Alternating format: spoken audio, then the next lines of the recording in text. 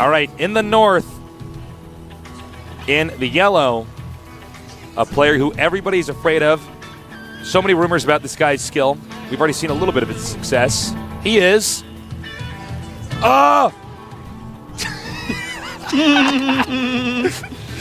She got frozen. Down here in the south. Went, oh. I scared her. She screamed, down here in the south, we have... She canceled that. Our Protoss player, the greatest Protoss in the world, the Kratos Protoss. Oh. MC.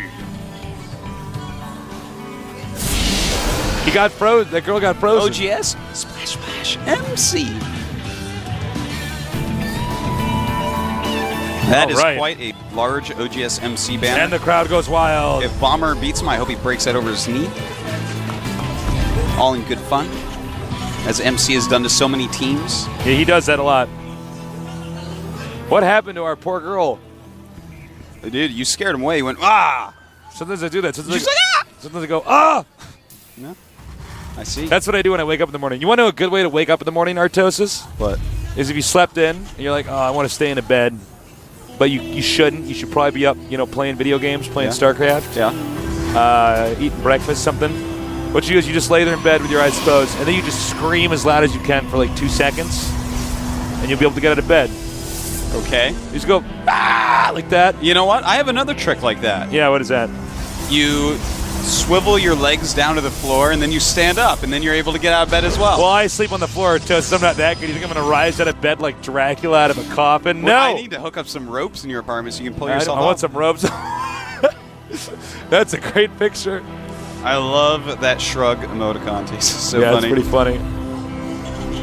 All right, so Bomber is doing a gas build. MC has seen one gas, and that's all he will see for some time.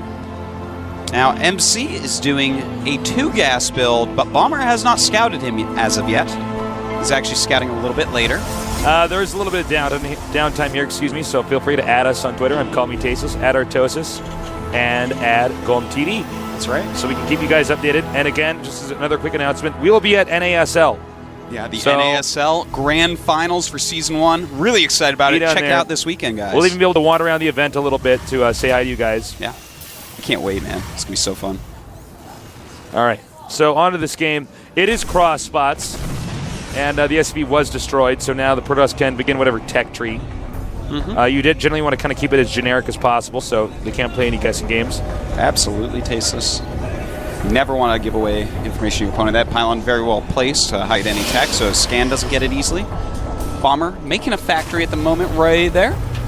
There it is. Starport going to go down instantly as well. Lifting it off, he's going to land it right over here right now. Yeah. Looks like it's probably going to be a Banshee build. I'd be quite surprised if it was not.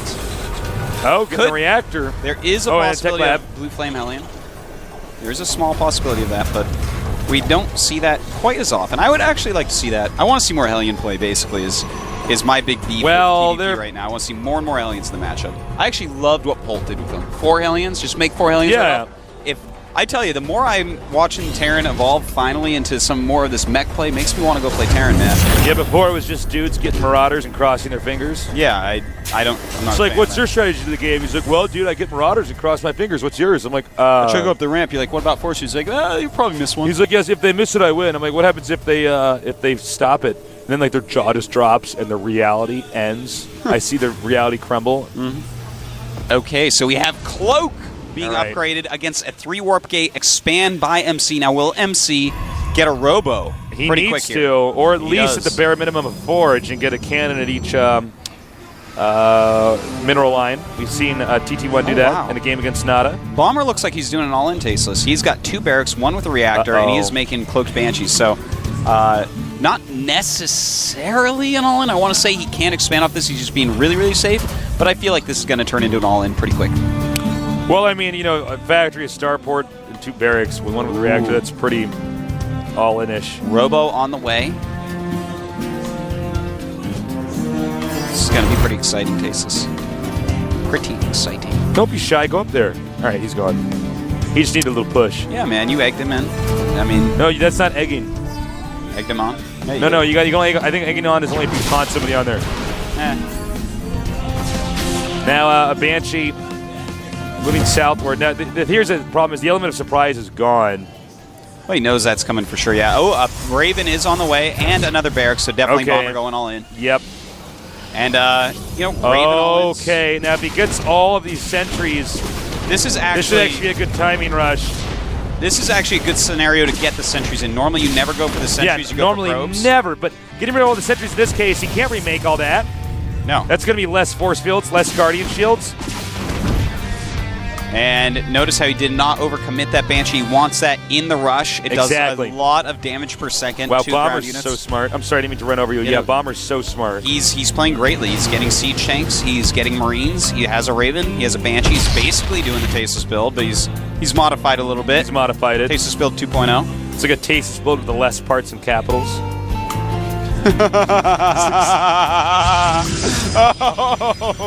That was, oh my god, actually. Everyone give it up for Tasteless. That was really good. You flatter me. That was actually, I'm actually amazed. I'm just shaking my head yes at you right now. I'm like, yeah. But anyways. You know what I like about you, Artosis, is you never give me charity laughs, man. Very rarely, man. No, I don't like to charity laugh. I'm actually all about telling the truth, Tasteless. That's why some nerds hate me.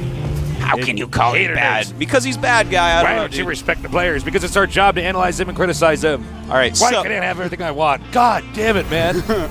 Okay, here comes the SCVs. It's an all-in. No. This is not even that. This is a bit, but isn't bit by bit prime. This is like such a good all-in. No, this is very, very strong. Bit by bit, we actually had like crazy dice, and he's like, I rolled double threes, I win. Like, no, not this. No. This is actually a very calculated all-in. Oh, it certainly is. Now, he killed off 2 sentries. That makes a huge, huge difference. Oh. Right now, he is out of position. MC is out of position. He's got to get everything into position. 2 Stalkers still stuck in the main base. Immortal coming out. That's going to be huge against a tank. He is bringing them down now. Oh, my God, Tasteless. His Stalkers are in front of his Zealots. This is too strong. All right, here we go. Can he break through here? He's a target with the Immortal. The Immortal is not targeting the tank. His Immortal is not. Now it finally is. And this is bad. The second Immortal is over on the side. All right, not it's doing going as to much the tank. The Marine's trying to target it down now, but it's too late. Oh, my God. Does he have enough, Tasteless? There might be a Banshee problem here. The Banshees aren't dead. And even when the tanks... We have one observer somewhere. He's cloaked. I can't see him. Can you see the Banshees? Well, MC can't right now. Bomber. Oh, he didn't even know. He didn't have an observer. It was coming back to his base. That's a problem. It's somewhere. And, he loses that Raven. But that's actually kind of a big deal. here's the thing, is that he can actually lose the Nexus. That's fine. I mean, if he keeps the main, he has a lot of probes. He certainly does. Not as many as you'd like to. He may not in a minute here. But a lot of probes coming down, and Bomber just doing some nice micro back, killing quite a few. The Banshees look like they will finally be taken out, but not before killing another Stalker. Stalker miss micro. Immortal. Oh my God. You can't stutter micro and Immortal. He just tried to. Can't do it. And Bomber going after the probes now. Looks like he just has too many Marines at the moment. And MC with a valiant effort, but a never-ending yellow snake going across the map. He might have been able to hold that had he controlled the Immortal just a little bit better and ran back with the Stalkers for the point defense number. That's a very tough situation. I don't know. I can't call it that as a win, but I think the game would have looked a little bit differently. But there it is. GG. Bomber takes out MC with a very well calculated all-in. Huh. I think he broke the headphones. Did he? I think he did. It's like, Oops. It's okay. We have boatloads of that back in there. Okay. MC is very unhappy. Yeah, clearly visually frustrated by that loss, and that's an understandable thing. He should have had the observer back in his base. Did he have one that it got shot down? There was a lot going on there. We were focused on the Immortal. Yeah. Maybe we missed something, but I don't think so. I believe he had 2 observers. Did he? But, we might have missed it. I think so, but I can't say for sure. I can neither confirm or deny. He may not have. No, he had to, because there was a cloaked Banshee, so definitely made a second one. I'm going to go with he had it, and the Marines sniped it. Yeah, you're probably right. Good move, man. You have to be so careful against a cloaked Banshee all-in rush like that. You have to be so careful with those observers, especially when you're trying to get some Immortals out. Yeah. The way the siege tanks were actually placed, he had one Immortal on each side. If he happened to have both of them on the left-hand side, that whole game could have possibly looked different. Well, if you notice in the micro battle, maybe.